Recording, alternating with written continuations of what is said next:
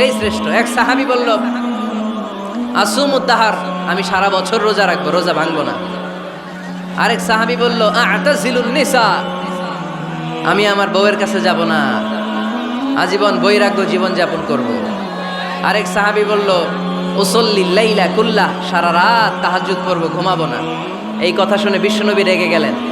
বিশ্বনবী বললেন, কে কে বলেছে এই কথা যে সারা বছর রোজা রাখবে, সারা রাত তাহাজ্জুদ পড়বে, স্ত্রীর কাছে যাবে না?